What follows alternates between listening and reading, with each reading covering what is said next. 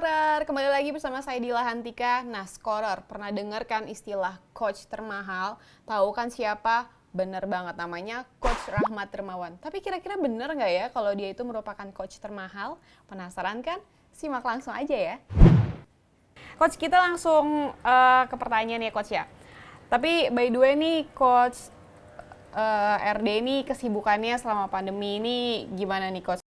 Kita udah mulai latihan rutin di bulan September, tepatnya sih 10 September sampai dengan kemarin kita akhiri di Oktober tanggal 20 ya, karena terus ada kabar kita nggak jadi untuk melanjutkan kompetisi di bulan November. Jadi akhirnya sementara tim libur dan pulang, saya sendiri aktivitasnya sekarang lagi di rumah, paling kadang ke Bandung, sepedaan, kadang main bola sama teman-teman, itu aja. Nah ini lagi libur panjang nggak nginep di villa di Bandung nih Coach? Kemarin baru pulang. Biasanya Oh akhir kemarin pulang. pekan aja ke sana. Akhir Oke. pekan pasti ke sana. Oke. Nah Coach ini kan salah satu komite eksekutif ya atau EXO dari Asosiasi Pelatih Sepak Bola Indonesia. Kalau misalnya tanpa kejelasan Betul. kompetisi seperti saat ini nih Coach, sebagian EXO APSS ini kan dampaknya itu yang paling besar dirasakan oleh para pelatih itu apa sih Coach? Kalau dari Coach RD sendiri? Ya, yang pertama sih kalau tidak adanya kejelasan kompetisi, memang kita kemarin hanya melaksanakan latihan dan proses renegosiasi kontrak sudah kita lakukan sebelum kemarin dimulainya latihan kita. Jadi kita pada bulan awal September kemarin sudah melakukan renegosiasi kontrak dengan klub dengan kondisi atau termin yang tentu berbeda dengan kondisi normal, dan APSSI secara resmi waktu itu memang mendukung bahwa kita sekali lagi dalam kondisi seperti ini para pelatih sepakat untuk menerima gaji yang bisa direnegosiasikan, bisa didiskusikan, dan pada prinsipnya tidak ada masalah sampai kita kemudian sudah ada satu kesepakatan. Nah, kemudian dalam perjalanannya tentu setiap klub pasti berbeda-beda di dalam bersepakat dengan para pelatih yang lain, dan kalau tim-tim dari divisi 2 tentu juga mereka punya satu treatment yang mungkin berbeda dengan kita karena kita tidak tahu juga. Karena setiap klub juga punya kebijakan di awal kontrak itu kan biasanya suka ada yang menggunakan cara membayar down payment untuk setiap pelatih atau pemain itu dengan persentase yang berbeda-beda. Ada yang 25%, ada yang tanpa sekali tidak pakai down payment, ada yang bahkan mungkin 50%. Nah, dari situ kemudian akan tentu mempengaruhi nilai atau jumlah gaji saat ini, dan itu yang tentu kita juga harus sadari bahwa kondisi seperti sekarang buat kita pelatih bukan cuma kita kehilangan dalam tanda kutip nilai normal penghasilan kita, tapi yang paling membuat kita sedih dan sulit adalah kalau seandainya latihan juga dihentikan. Artinya kita tidak bisa melakukan satu aktivitas yang itu membuat kita happy, itu membuat kita mampu untuk terus maintain passion kita yang bisa membahagiakan kita, dan tentu kalau kita bahagia imunitas kita juga akan ikut terproteksi dengan sendirinya. Ini yang sebenarnya lebih kita kita pikirkan, di samping tentu dengan kita berlatih seperti biasa tentu kita terus bisa mendevelop kemampuan kita menjaga kemampuan kita, mengasah kemampuan kita untuk terus ada di satu level sebagai seorang pelatih profesional. Oke, Coach. Tapi kan kalau misal dilihat mungkin ya, Coach ya, kan kalau misalnya untuk sebagian besar pelatih di Liga 1 kan mungkin gajinya lumayan nih, Coach. Tapi kalau misalnya nasib-nasib para pelatih yang ada di level Liga 2 dan juga grassroots itu nasibnya seperti apa tuh, Coach?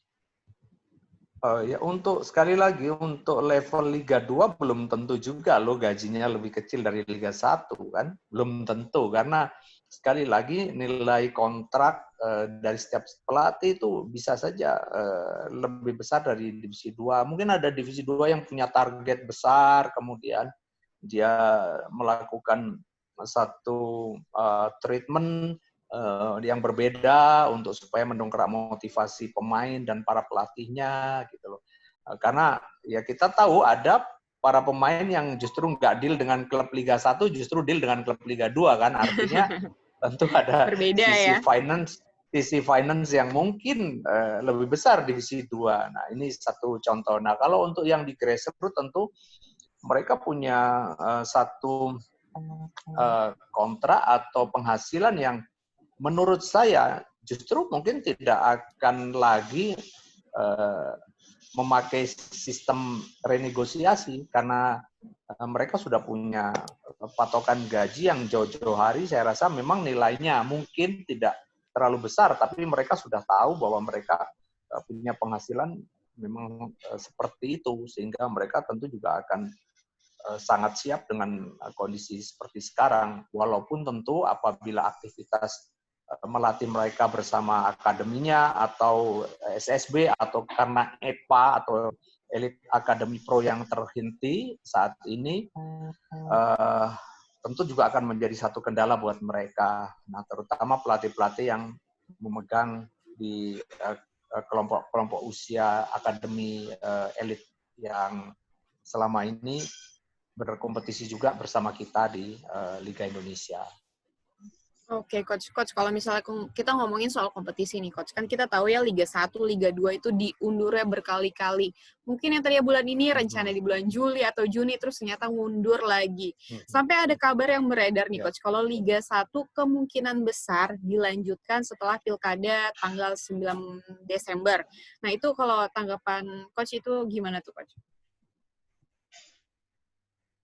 Ya, tanggapan saya dengan liga mundur yang pertama tentu sebagai seorang pelatih, kita sulit sekali untuk mengatur periodisasi latihan pemain sehingga pemain ketika ada di satu kompetisi dimulai mereka betul-betul ada di peak performance mereka.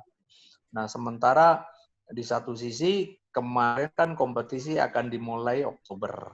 Nah, kita sudah mengatur latihan itu kemarin H-6 minggu sebelum kompetisi dimulai. Itu pun sesuatu waktu yang sebetulnya mepet.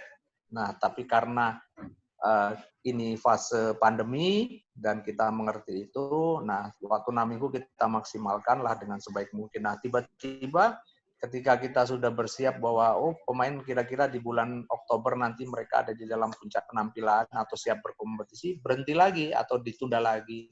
Nah, bayangkan dari sisi pelatih mungkin nggak begitu masalah dengan kita memodifikasi program dan sebagainya, tapi dari sisi mentalitas pemain itu yang pengaruhnya besar. Makanya salah satu cara adalah kemarin kita mengistirahatkan pemain untuk mereka betul-betul libur selama 2 minggu dan kemudian setelah itu kita akan panggil kembali untuk berlatih nanti di tanggal 11 atau 12 November. Seperti itu. Ini satu hal yang berkaitan dengan hal tenis. Tapi kalau kita compare bahwa masa persiapan kompetisi ini sebetulnya sudah sangat matang. PT LIB sudah melakukan sosialisasi dengan semua peserta.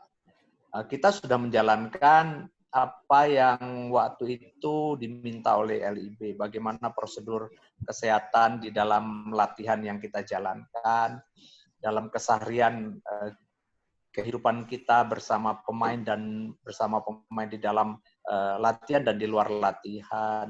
Dan kita melakukan tes itu setiap periodik selama 2 minggu sekali. Nah, dan nantinya juga kompetisi itu kan tidak ada penonton.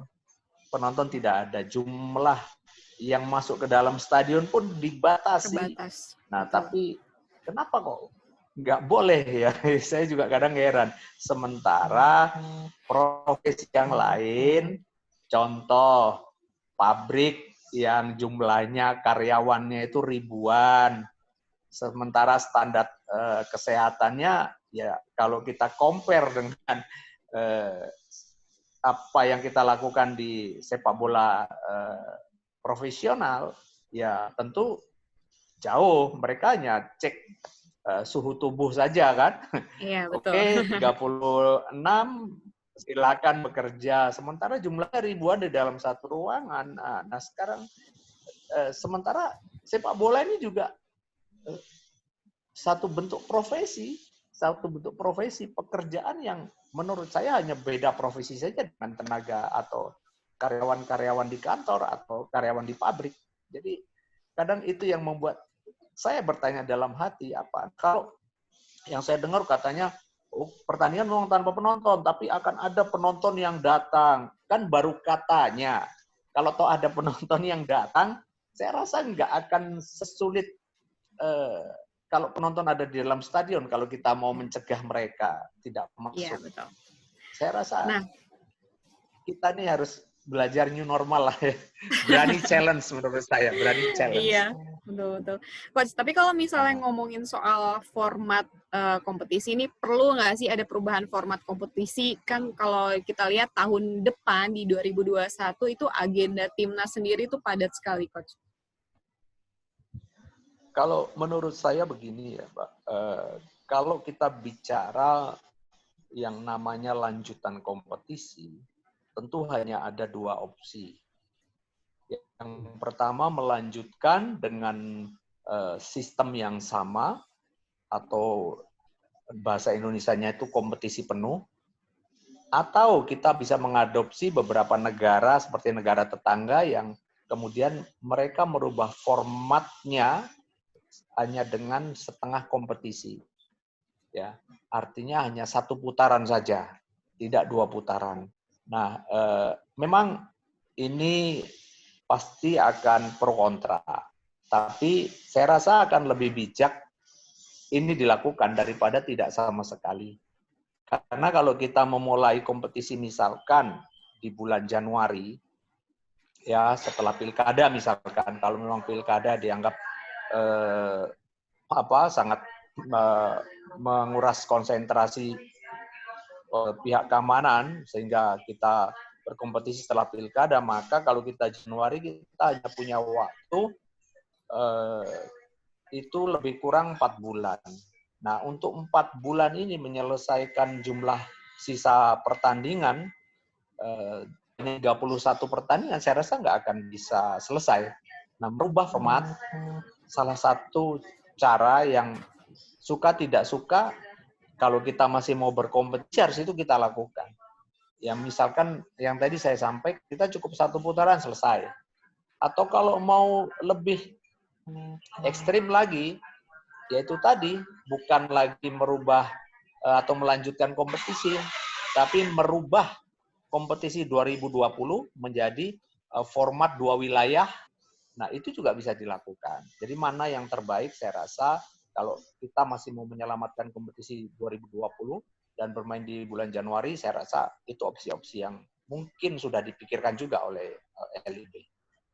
Oke, Coach, kalau kita ngomongin soal pandemi COVID-19 nih, Coach, kan beberapa skuad anggotanya ini kan sempat mengumumkan bahwa ada yang positif di klub-klubnya. Nah, kalau misalnya Madura United sendiri, ada perasaan khawatir nggak sih, Coach, mendengar kabar-kabar tersebut, Coach? Terus ada antisipasinya nggak kalau misalnya dari Coach sendiri? Mungkin kita beruntung, ya Madura beruntung bahwa kita seyogianya di awal kita melakukan tes swab sebelum dimulainya latihan itu, kita ada beberapa ofisial yang waktu itu terkena. Nah, lalu apa yang kita lakukan? Yang kita lakukan adalah kita koordinasi dengan tim medis kita, kemudian kita melakukan satu keputusan untuk segera apa yang langkah kita selanjutnya supaya ini tidak menjalar ke pemain yang lain atau bahkan mungkin ke ofisial yang lain.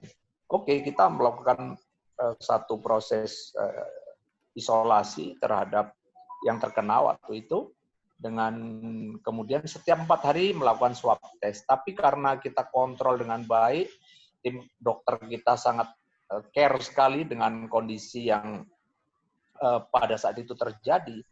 Hanya 4 hari kemudian kita lakukan swab, kemudian negatif. Artinya apa?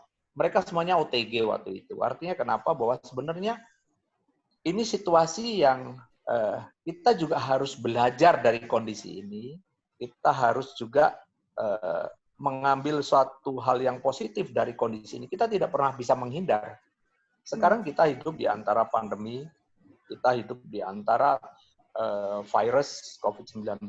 Nah, tentu bijak juga kalau kita kemudian juga belajar dari kejadian-kejadian yang telah terjadi. Nah, makanya kemarin ketika ada diumumkan ada pemain dari klub nggak jauh dari kita yang terkena COVID-19 dinyatakan positif, kita tidak begitu terkejut karena kita yakin biasanya kalau yang OTG dan tidak ada penyakit penyertaan itu 4 hari pun mereka sudah akan selesai masalahnya, karena kita tahu bahwa di klub kita setiap pemain setiap hari wajib mengkonsumsi vitamin yang diberikan oleh dokter, wajib. Ya.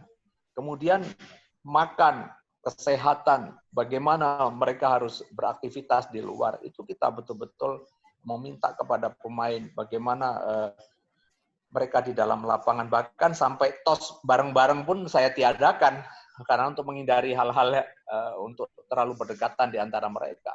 Minum, ya, istirahat, kita pisah-pisah. Nah, artinya ini kita lakukan. Ini kita mencoba untuk berada di situasi ini dan kita beradaptasi dengan situasi ini. Dan buat saya, sekali lagi, kita tidak boleh sombong atau saya tidak sombong. Mungkin suatu saat bisa saja kita kena, tapi paling tidak kita sudah tahu apa langkah kita, apa yang harus kita lakukan. Saya rasa itu.